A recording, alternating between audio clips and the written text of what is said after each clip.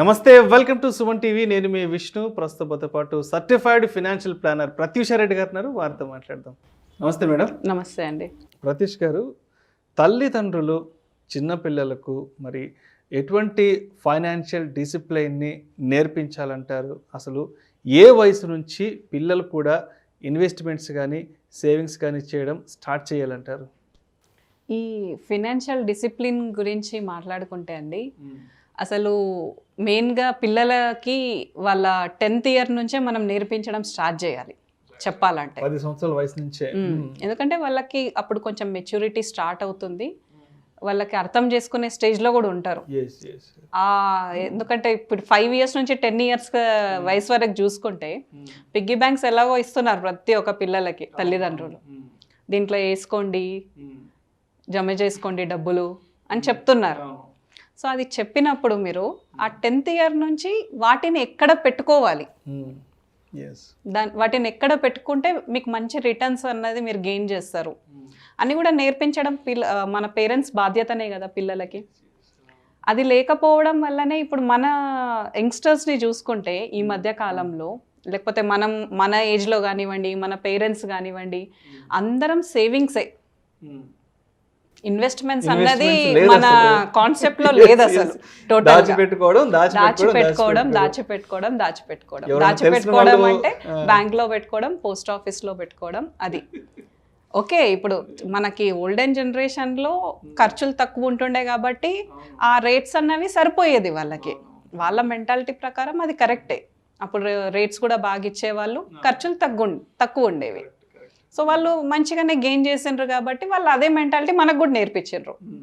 కానీ మన టైం వచ్చేసరికి ఏమైపోయింది, ఖర్చులు అనేవి పెరిగిపోయినాయి. టోటల్గా పెరిగిపోయేసరికి మనము సేవింగ్స్ చేస్తే ఖర్చుల్ని బీట్ చేయలేకపోతున్నాం, ఇన్ఫ్లేషన్ని బీట్ చేయలేకపోతున్నాం. సో మన జనరేషనే ఇలా ఉంటే ఇంకా ఫ్యూచర్ జనరేషన్ ఎలా ఉంటుంది, ఇంకెంత ఖర్చులు పెరుగుతాయి ఆలోచించుకోవచ్చు కదా మనం. సో దానికోసం అట్లీస్ట్ నెక్స్ట్ జనరేషన్ అన్న ఇన్వెస్ట్మెంట్స్లో మంచి నాలెడ్జ్తోని అంటే ఫినాన్షియల్గా వాళ్ళు నష్టపోకుండా మంచి స్మార్ట్ డిసిషన్స్ ఎలా తీసుకోవాలి అన్నది వాళ్ళు నేర్చుకోవాలి. అంటే వాళ్ళకి చిన్నప్పటి నుంచే నేర్పించినాం అనుకోండి, వాళ్ళకి ఈజీ అయిపోతుంది. ఇప్పుడు ఒక యంగ్స్టర్ జాబ్ వచ్చింది, 25,000 శాలరీ, 40,000 శాలరీ అని అనుకుందాం. అది రాగానే వాడికి అర్థం కాదు ఏం చేయాలి నా డబ్బుతోని. 25,000 వస్తున్నాయి నెలకి, కానీ ఆ డబ్బుని ఏం చేయాలి? కొంచెం తెలివి పరులు అయితే పర్లేదు, నేను ఈఎంఐకి వెళ్ళొచ్చు. ఇప్పుడు జీరో ఇన్వెస్ట్మెంట్తో కూడా ఈఎంఐస్ ఇచ్చేవి ఉన్నాయి, జీరో డౌన్ పేమెంట్తో కూడా. సో వాడి కెపాసిటీని బట్టి వాడు కొంచెం అదన్నా ప్లాన్ చేసుకుంటాడు, ఇల్లన్నా కొనుక్కుందాం అట్లీస్ట్ అని. లేకపోతే కొందరు ఏంటంటే కొంచెం డబ్బులు జమ కాగానే ఒక 2-3 lakhs అట్లా జమ అయినాయి అనుకోండి, వాళ్ళ దగ్గర ఒక చిన్న ప్లాట్ ఏదన్నా వస్తుందా అని చూసుకుంటున్నారు. సో అదే థాట్లో ఉంటున్నారు. మరి అసలు ఏ ఆలోచన లేని వ్యక్తి అయితే మొత్తం వీటిని లగ్జరీస్కి దుబారా ఖర్చు చేసేస్తున్నాడు. వీకెండ్ పార్టీస్కి అయిపోతాయి, కార్ కొనుక్కుంటారు, బైక్ కొనుక్కుంటారు ఈఎంఐస్లో, గ్యాడ్జెట్స్ అంతే. యాపిల్ ఫోన్ ఉందా, యాపిల్ మ్యాక్ ఉందా, చాలు ఇంకా చూయించుకోవడం, షో పుట్టప్ ఎక్కువైపోయింది. సో దానివల్ల ఏంటి, వాళ్ళ ఒక ఫ్యామిలీ లైఫ్కి వచ్చేసరికి వాళ్ళ దగ్గర ఏ సేవింగ్స్ ఉండట్లేదు, ఏ ఇన్వెస్ట్మెంట్స్ ఉండట్లేదు. అప్పుడు వాళ్ళు స్ట్రగుల్ స్టార్ట్ చేస్తున్నారు సేవింగ్స్ అండ్ ఇన్వెస్ట్మెంట్స్కి. అదే ఇప్పుడు మీ పిల్లలకు నేర్పించిండ్రు అనుకోండి చిన్నప్పటి నుండే, వాళ్ళు ఏంటి వాళ్ళ దగ్గర నేర్చుకోవడానికి 10 years నుంచి స్టార్ట్ చేస్తే ఒక 15 years టైం ఉంటుంది వాళ్ళ దగ్గర. వాళ్ళు ఏమన్నా తప్పులు చేసినా ఏమన్నా నేర్చుకోవడానికి టైం ఉంటుంది వాళ్ళ దగ్గర. సో అదేంటి, మీరు నేర్చుకుంటూ వాళ్ళకి నేర్పించే ఛాన్స్ ఉంటుంది అప్పుడు. అలా చేయడం వల్ల ఏమవుతుందంటే వాళ్ళు స్మార్ట్ డిసిషన్స్ తీసుకుంటారు, ఫినాన్షియల్గా లాస్ అవ్వరు వాళ్ళ ఫ్యూచర్లో. అండ్ ఇప్పుడు మనకి మైనర్స్కి కూడా అన్ని అకౌంట్స్ ఓపెన్ చేయొచ్చు. అకౌంట్స్ ఓపెన్ చేసే ఫెసిలిటీ ఉంది, చాలామందికి తెలియదు అది. మైనర్స్కి మ్యూచువల్ ఫండ్స్ ఓపెన్ చేయొచ్చు, మైనర్స్కి డిమాట్ అకౌంట్స్ ఓపెన్ చేయొచ్చు, అన్నీ ఓపెన్ చేయొచ్చు. సో వాళ్ళకి ఎందుకు ఓపెన్ చేయాలి, మనమే ఇన్వెస్ట్మెంట్ చేసుకుంటూ వాళ్ళకి నేర్పించచ్చు కదా అన్న ఆలోచన వస్తుంది.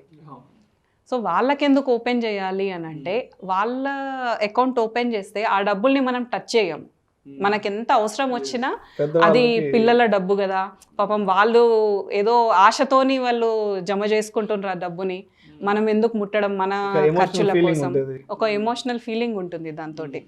లేకపోతే అది మీ పేరు మీద ఉన్నది అనుకోండి, మీకు ఏదైనా అవసరం వచ్చిందంటే ఓకే మ్యూచువల్ ఫండ్స్ కదా, లిక్విడిటీ ఎక్కువ ఉంది తీసేద్దాము, ఈ మళ్ళీ స్టార్ట్ చేసుకుందాం లేండి మ్యూచువల్ ఫండ్స్లో అన్న థాట్ ఉంటుంది. సో మీ పిల్లలకు నేర్పించేటప్పుడు వాళ్ళ పేరుపైనే అకౌంట్ ఓపెన్ చేసి ఇన్వెస్ట్మెంట్స్ వాళ్ళ పేరుపైనే చేస్తే వాళ్ళకి నాలెడ్జ్ వస్తుంది. ప్లస్ మనం చిన్న అమౌంట్తో చేస్తాం. అప్పుడు ఒక 100 రూపీస్ ఇండెక్స్ ఫండ్స్ అనుకోండి, 500 రూపీస్ కానివ్వండి, అలాంటి చిన్న అమౌంట్స్తో చేసినప్పుడు దాంట్లో వాళ్ళు కోల్పోతే వాళ్ళకి తెలుస్తుంది, అరే ఈ స్కీమ్ చూస్ చేసుకోవడం వల్ల, మనం రాంగ్ స్కీమ్ చూస్ చేసుకోవడం వల్ల మనం నష్టపోయాము. సో నెక్స్ట్ ఏం చేయాలి. పిల్లలు ఇప్పుడు జనరేషన్ చాలా ఫాస్ట్, యూట్యూబ్లో వీడియోస్ చూసుకొని మరీ నేర్చుకుంటారు వాళ్ళు. నెక్స్ట్ మీతోనే డిస్కస్ చేస్తారు వాళ్ళు, అరే నా డాడీ అట్లా కాదు డాడీ, నేను ఇది చూసిన, ఇది కూడా బాగుంటుందేమో ఒకసారి ఆలోచించండి. ఆల్మోస్ట్ పిల్లలు ఇప్పుడు పెద్దలు చెప్పేస్తున్నారు. సో అలాంటి థాట్ కూడా వాళ్ళకి క్రియేట్ అవుతుంది, వాళ్ళు చూడడం స్టార్ట్ చేస్తారు, వాళ్ళకి కూడా ఇంట్రెస్ట్ వస్తుంది డబ్బు పైన. సో అదేమవుతుందంటే వాళ్ళు మంచి ఇన్వెస్టింగ్ ఆప్షన్స్ని మనకే చెప్తారు, ఇంకా ఉల్టా మనకు తెలియని మంచి ఇన్వెస్ట్మెంట్ ఆప్షన్స్ మనం పిల్లల దగ్గర నుంచి నేర్చుకోవచ్చు. అండ్ ఇప్పుడు చూసుకుంటే ఇప్పుడు ఒక వ్యక్తి 10 years నుంచి స్టార్ట్ చేసి, ఇప్పుడు మన ఇండియాలో 60 years రిటైర్మెంట్ ఏజ్, ప్రతి ఒక్కరు 60 yearsకి ఫిక్స్ అయి ఉంటారు రిటైర్మెంట్ ఏజ్ అంటే. మామూలుగా అతను 10 years నుంచి 60th year వరకు ఒక 500 రూపీసే, ఎక్కువ కూడా కాదు, total life long retirement life వరకు జస్ట్ ఒక 500 రూపీస్ ఇన్వెస్ట్మెంట్ చేస్తే మనకి మ్యూచువల్ ఫండ్స్లో సేఫెస్ట్ రిటర్న్స్ 12%తో క్యాల్కులేట్ చేసుకున్నా కానీ హీ కెన్ అక్యూములేట్ 74 crores.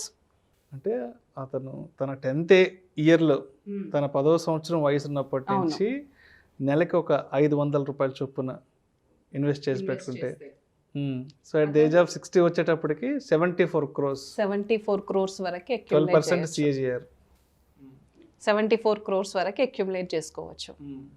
అది ఈటీఎఫ్స్లో పెట్టుకున్నాడు అనుకోండి, ఇంకెక్కువ వస్తుంది అక్కడ. ఎందుకంటే మనకి ఈటీఎఫ్స్ ఇంకెక్కువ రిటర్న్స్ ఇస్తాయి. మ్యూచువల్ ఫండ్స్లో మనం మామూలుగా రిస్క్ ఫ్రీ రిటర్న్ అని చెప్పేసి 12% అని చెప్తాము, కానీ మనకు లాంగ్ టర్మ్లో మ్యూచువల్ ఫండ్స్ అనేవి 20 to 22% రిటర్న్స్ ఇచ్చినాయి మనం చూసాం హిస్టారిక్గా. సో మినిమల్గా ఇంత పెట్టుకున్నా కానీ వాళ్ళంతా గెయిన్ చేసినప్పుడు, సో వాడు థింక్ చేస్తాడు కదా ఒకసారి, వాడి దగ్గర ఒకసారి జాబ్ స్టార్ట్ అయినప్పుడు వాడు ప్లానింగ్ అన్నది ప్రాపర్గా ఉంటుంది. నేను నెలకి 500 పెడితేనే ఇంత వస్తున్నది, అయితే నేను నెలకి ఇంకో 5,000 పెట్టుకుంటా కదా అన్న థాట్ క్రియేట్ అవుతుంది వాళ్ళకి. అప్పుడు ఏమవుతుంది, వాడికి రిటైర్మెంట్ కార్పస్ అక్యుములేట్ అయిపోతుంది దాంట్లో. ప్లస్ ఇప్పుడు యంగ్ జనరేషన్ ఏదైతే మాట్లాడతారో మేము లగ్జరీస్ని లాస్ అవుతున్నాము ఇన్వెస్ట్మెంట్స్లో పెడితే అని, అది కూడా ఉండదు వాళ్ళ దగ్గర. ఏ లగ్జరీ లాస్ అయ్యేట అవసరం లేదు. ఒక పిజ్జా ఖర్చు 500 అంటే, లేదంటే ఒక సినిమా టికెట్ ఖర్చు 450, ఒక సినిమా టికెట్ ఖర్చు అంతే. ఇప్పుడు అదే ఇండెక్స్ ఫండ్స్లో మనకు 100 రూపీస్ నుంచి కూడా మనం ఇన్వెస్ట్మెంట్ అన్న స్టార్ట్ చేసుకోవచ్చు. ఇప్పుడు 100 రూపీస్ మీ పిల్లలు పెట్టినా కానీ లాస్ వచ్చినా కానీ ఒక డైరీ మిల్క్ సిల్క్ ఖర్చు అది. సో ఆ థాట్ తోటి మీరు పిల్లలకు నేర్పించండి తక్కువ అమౌంట్ తోటి. సో అట్లీస్ట్ నెక్స్ట్ జనరేషన్ అయినా ఫినాన్షియల్గా స్ట్రాంగ్ ఉంటారు వాళ్ళు. Right. Thank you so much Pratyusha Reddy garu. తల్లిదండ్రులు చిన్నపిల్లలకి ఎటువంటి ఫైనాన్షియల్ డిసిప్లైన్ని నేర్పించాలి అనే అంశం గురించి ప్రేక్షకులకు మీ విశ్లేషణ ద్వారా చాలా క్రిస్టల్ క్లియర్గా ఎక్స్ప్లెయిన్ చేస్తే thank you so much madam. Thank you అండి.